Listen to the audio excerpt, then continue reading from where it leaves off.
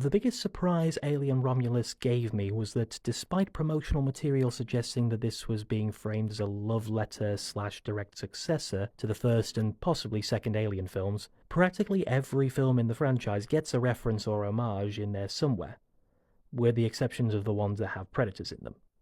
Although who knows, maybe I just missed them. It was also a temporary relief to find that the consistent thematics of the series, largely unaddressed in the trailers, giving the impression that it would simply be a haunted house in space thriller with nothing else to it, were in fact still present in Romulus, with our ragtag team of potential chestburster hosts being some of the most down-on-their-luck blue-collar workers we've seen yet to be under the boot heel of the Weyland-Yutani company. I say temporarily because of what I initially perceived to be a poorly conceived cameo, that quickly revealed itself to be an egregiously conceived supporting role. One achieved through the use of CG, presumably motion capture technology. The idea that the film has any interest in the plight of human beings being exploited like lifeless objects by heartless and poisonous corporations is pretty significantly undermined when it also feels no moral quandary with propping up the dead like a puppet in the hopes it'll appeal to the core consumer. In the absence of having much to say about the themes, there's a very minor detail that's bugging me that I just fancied getting off my chest. Does that count as a pun? Yeah, we'll say it counts as a pun. Sorry about the pun. At some point in Alien Romulus, we get a familiar scene for anyone who's seen an Alien film before, of characters rushing through a narrow hallway reacting in understandable shock to the corpses of xenomorph victims, propped up by whatever the hell it is they secrete to hold them up like that.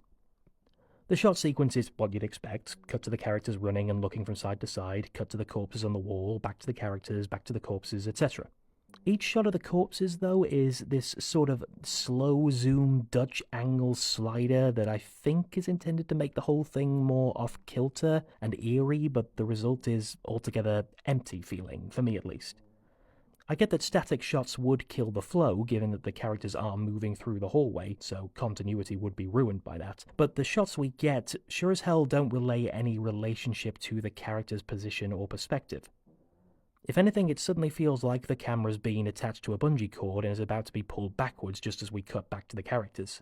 As a matter of fact, the note I just gave about how the shot couldn't be static may not even be the rebuttal I'd get from the filmmakers, as everything about the movement of the camera that we get in this instance feels so much less to do with what's appropriate for the mood and characters and more to do with what they think will look the most dynamic. It really is just a choice that bugs me. But I guess it's an apt summary for the feel of the film in general as well. It never fully knows exactly where it's going and has a frequent habit as a result of veering off aimlessly.